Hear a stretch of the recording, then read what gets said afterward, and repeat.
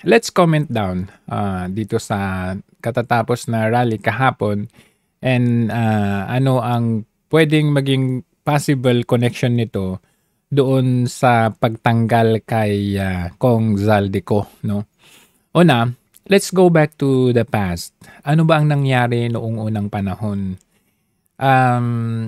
In the past, noong panahon ni Pinoy, nagkaroon ng rally at led ito ng Iglesia ni Cristo. This was something about doon sa internal issues ng Iglesia ni Cristo. Something like parang may tanggalan doon. And nangialam ang Department of Justice, the then Secretary Laila de Lima noong araw. Of course, kasama dito at involved dito. Sinasabi na nasa likod nito ay yung presidente during that time. So it's basically the Aquino administration during that time. So August, that was August 2015, series of days na ginawa yung rally na yun, Iglesia. Kalaban dito yung mga pulis, Laila de Lima, then the late President Benigno Aquino Jr.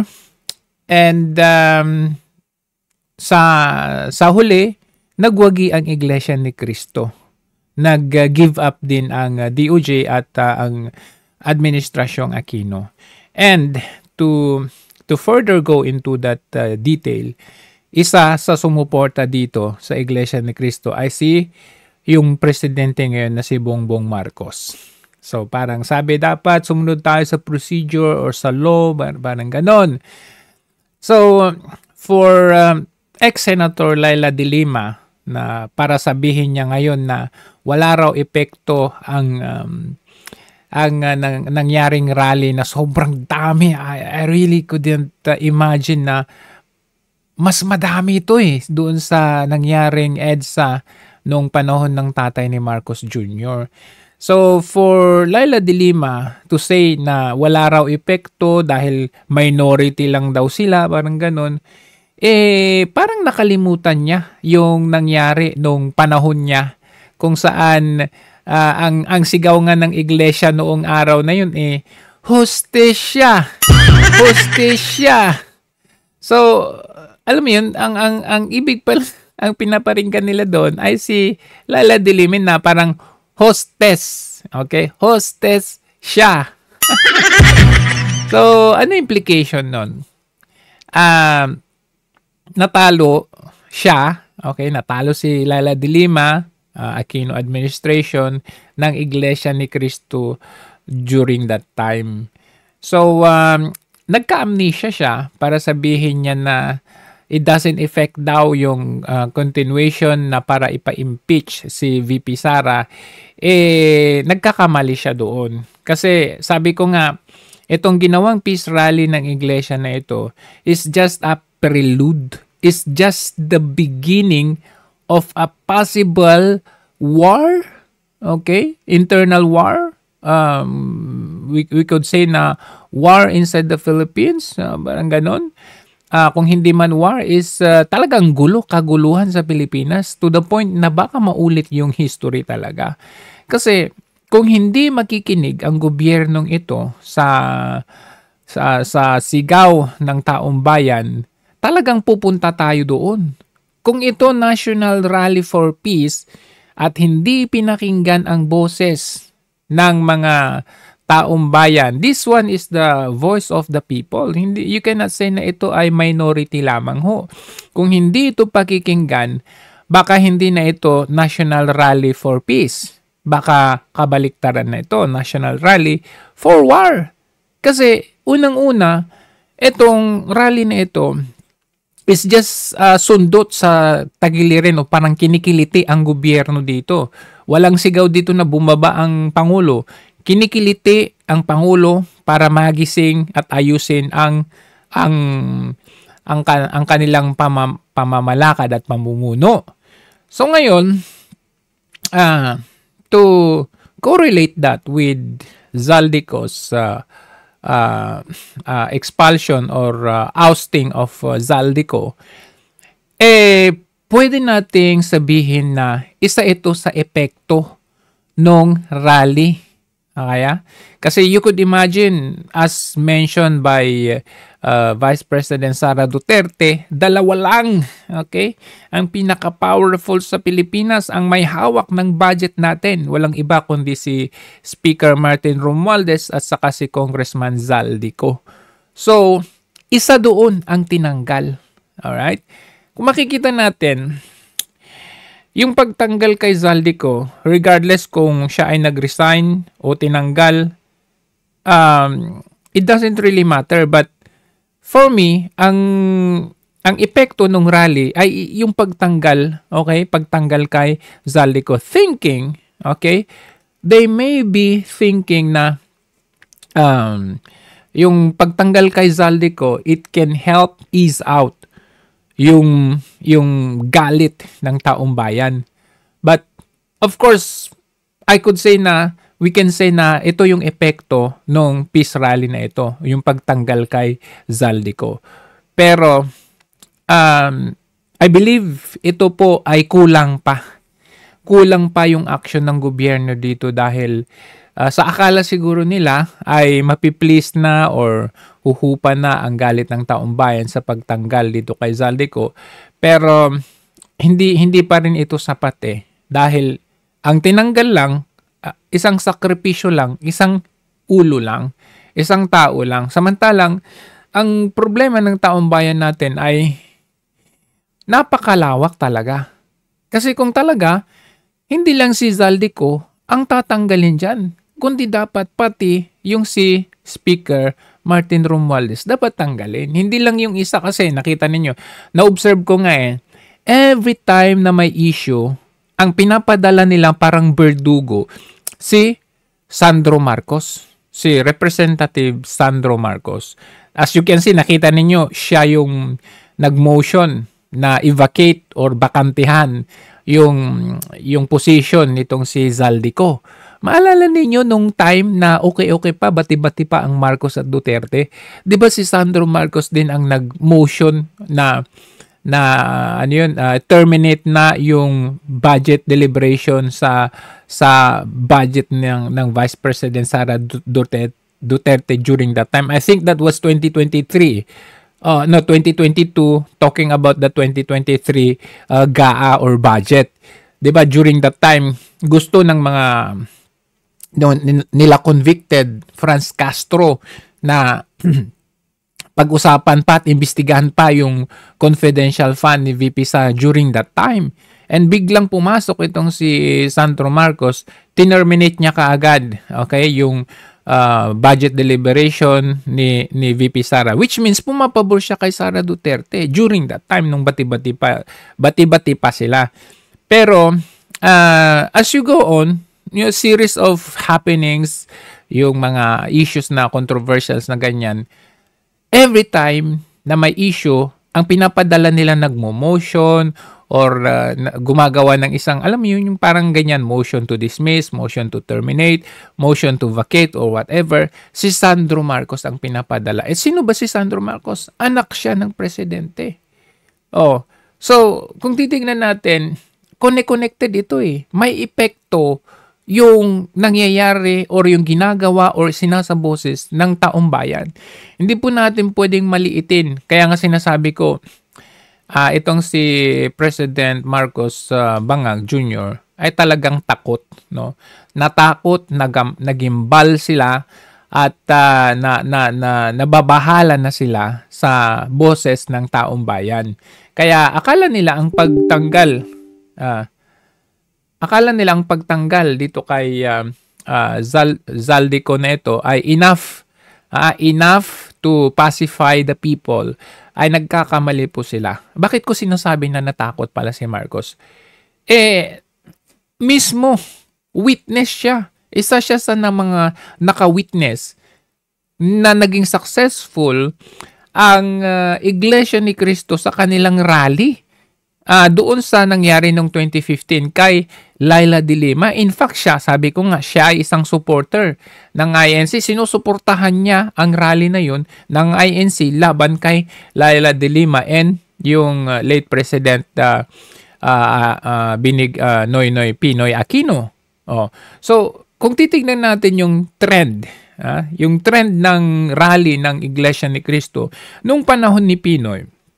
Nung panahon ni Pinoy, merong rally na nangyari. Okay? Regardless kung sino man yan, pero yung boses ng Iglesia ni Cristo, talagang isinaboses nila yan eh. Nagtagumpay sila nung rally nung panahon ni Pinoy. During the term of former President Rodrigo Roa Duterte, in the span of 6 years na kanyang termino, meron bang rallying isinagawa ang INC? Wala. Alright? Ano implication nun? Kasi during the time of Marcos, itong administrasyon ngayon, nagsagawa ng rally uli ang Iglesia ni Cristo. Ibig sabihin, nalaktawan. Nung panahon ni PRRD, wala. Pero panahon ni Pinoy at panahon ni Marcos, may rally. So ano ibig sabihin nun? Aquino at Marcos, problema ng bayan. Problema ng bansa. Kasi you could imagine 6 years ni PRRD, walang nangyaring rally. Kaya masasabi ko talaga na itong si Marcos Jr., okay, natatakot sa INC. Kasi hindi mo pwedeng basta-bastang, hindi ito biro-biro na yung sinasagawang rally or pagbosa sa boses ng INC. Hindi po sila magsasalita ng basta-basta. Not unless and until there is a reason to voice out. Ang sabi nga ng kanilang mga ministro, kaya sila lumabas kasi nakikita na nila ang boses ng taong bayan. And makikita nyo kahit hindi rekta na sinasabi, kahit sabihin pa nila na hindi ito para kay VP Sara or napakahalata naman na ang sinasaboses ng Iglesia ni Cristo dito ay boses ng taong bayan. At ano ang boses ng taong bayan? Nakita naman natin anong sabi. Yung yung mambabatas natin manlalabag. Manlalabag ng batas. Sila ang gumagawa ng batas. Pero sila din ang manlalabag ng batas. So that is a voice of the people. Kaya itong nakita ninyo, paano ko nasabi na takot sila sa INC is because nakita ninyo paano nila pinayagan sa lugar. Paano nila inassist na with the police and the MMDA. Alright? Nakita natin yung mga placards na ganyan. Walang pagbabawal kagaya yung ginawa nila sa KOJC, sa maisog rallies natin, kasi alam nila na parang ang sabi niya, walang epekto yan sa atin. Hindi tayo ma-mainstream yan. Pero pagdating ng Iglesia ni Cristo, talagang yan aabot yan hindi lang sa Pilipinas, kundi hanggang sa labas. So, para sa akin, itong ginagawa nila, itong this ousting of Zaldico na ito, bagamat ito ay isang epekto ng pagsasagawa ng rally ng Iglesia ni Cristo, malamang sa lamang ito ay technique lang or strategy lang ng Marcos administration to somehow pacify yung galit at boses ng masang Pilipino. Pero ako sa tingin ko, I believe meron pang ibang ibig sabihin ito or meron pang ibang plano sila dito Kasi kahit tanggalin nila si Zaldico, ang tanong, sino ang ipapalit nila dyan? Just like what happened, okay? Just like what happened kay Marcos Jr. 1 taon, 2 taon niyang hawak ang Department of Agriculture. And then, after that, wala nangyari. Okay? Walang nangyari being the Secretary of Agriculture. Ano nangyari? Walang nangyari. Ang pinalit niya, the same thing, wala din nangyari. But one thing is for sure. Kumita sila ng kumita doon. According to their own interest. Kasi there was the issue of rice smuggling, onion smuggling. Na-address ba yung issue na yun? Wala. Sa halip, in fact, tinanggal nila yung kanilang then National Secretary Advisor na si Professor Clarita Carlos for exposing na involved yung kapatid ni Lisa Marcos at yung itong Michael Mas sa smuggling. But did they address? Hindi. Hindi nila na-address. So, nag-resign kuno as the DA Secretary. Ang pinalitan, kabaro, katropa, parehas din ng ugali, parehas din ng style, parehas din na medyo ngumingiwi. So, it's the same thing, it's the same problem na hindi na-address. So, I mean, ito tatanggalin mo, Zaldico, dapat ito noon, tinanggal mo na. O, bago pa yung deliberation, budget deliberation, bago pa nangyari yung insertion, nai-issue na yan. Prior to that, nai-issue na yan. Dapat noon pa tinanggal. Kahit tanggalin mo ngayon, ang dami nang nangyaring mga issue, controversial happenings na ginawa nila na hindi naman na-address. So, bukod sa too late na tinanggal, ano ang hinaharap? Sino ang ipapalit? Yun ang question dyan. Kasi kung tinanggal mo, hindi mo naman sinama yung isang kasama niyang si Speaker Martin Romualdez. So tinanggal mo nga, pero late na. Marami ng issue na napadaan regarding sa insertion of budget, regarding sa pagbabawas ng budget ng Department of Education, sa DOST, sa AFP, and the list could go on and on. Kaya ako, ulit-ulit kong sinasabi na itong ginagawa ng Iglesia ni Cristo, it is not just for them, it is not just particularly for Vice President Sara Duterte, but in general, ito ay laban po natin. Kasi hindi naman ito ang participants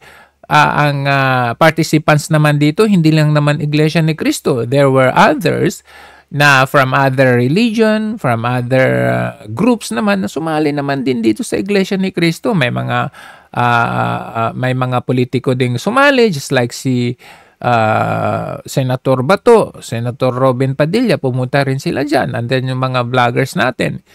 So basically, this is a fight for all, fight for the country, you know. Pag patuloy pang minamalit ito ng gobyernong ito at nakikipag-alyansa pa dyan sa mga makakaliwang grupo na yan, at hindi pakikinggan ang taong bayan, malamang sa malamang mauuwi po tayo doon sa history na kagaya ng nangyari sa kanyang tatay. Kasi tingnan ninyo sabi nga, ang pinagbabasehan nga dito is yung pahayag ng Pangulo na stop this nonsense impeachment for VP Sara Duterte. But on the other hand, ang pinaggagawa ng mga House of Congress na ito na parang pinapaboran din naman ng liderato ng House, patuloy pa rin at akalain ninyo, naantay pa daw yung fourth impeachment complaint. I mean, bakit pa?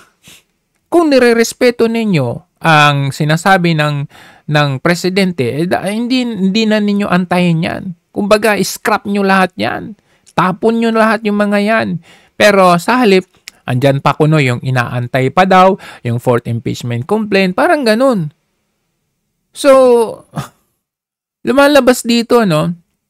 Kung ganyan pala, totoo ba? Ang question dito is, totoo ba na nasa puso ng Pangulo nang sabihin niya na stop this impeachment complaint laban kay VP Sara Duterte? O pakulo lang yun para sabihin na kita nyo ang presidente, ayaw niya ng impeachment. Ang mali lang ni Marcos Jr., yun ang ginamit na reference ng iglesia para sa rally. Hindi rekta na sinabi ng iglesia na we are here to support VP Sara Duterte. So parang sa akin, kung titignan natin, medyo pumalpak siya kung yun man ang kanyang purpose na magkunwa-kunwari na ayaw sa impeachment kay VP Sara Duterte, nung ginamit ng Iglesia ni Cristo, may posibilidad na sabi niya, abay, walang hiya. Ginamit pa yung sarili kong lingwahe as a reference sa kanilang rally. So ngayon, wala na tayong magagawa kundi let it go, let it be on yung rally na yan kasi ang ginagamit yung salita ko. So kung doon, pumalpak si Marcos Jr. But regardless kung ano man talaga, kung totoo man yun, kung sincere man siya o hindi doon sa pagsabi ng ganun, ito na to, tuloy-tuloy na ang boses ng taong bayan. And with that, masasabi ko na ang nangyari sa KOJC sa Iglesia ni Cristo, of course, sumali din yung KOJC dyan at ibang mga religion. I can say na it was a very successful, meaningful, and historical, peaceful rally para sa laban ng bayan natin. Congratulations po sa atin lahat.